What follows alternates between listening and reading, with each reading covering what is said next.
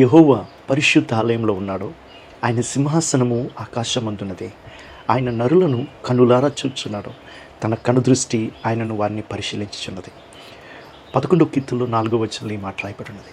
మన దేవుడు సజీవుడైన దేవుడైనాడు. ఆయన చూసేవాడు, వినేవాడు, ప్రతిస్పందించేవాడు, సింహాసనాసీనుడై ఉండి ఆయన తన పరిశుద్ధ ఆలయమందు ఉన్నాడు అని బైబిల్ సెలవిస్తుంది. దేవుడు ఉండే స్థలము, ఆ పిన్ కోడ్ అడ్రస్ చెప్తున్నారు. ఈరోజు నీవు నేను ఆలయమై ఉన్నాం. దేవునికి ఒక విధంగా పిన్ కోడ్ అయి ఉన్నాం, అడ్రస్ అయి ఉన్నాం. దేవుని యొక్క ప్రసన్నత మనతో ఎల్లప్పుడూ ఉండేదిగా ఉంటుంది. ముఖ్యంగా మనందరం కూడుకున్నప్పుడు ఆయన మన మధ్యలో ఉండే దేవుడై ఉన్నాడు. మనకు స్తుతులపై ఆసీనుడై ఉండే దేవుడై ఉన్నాడు.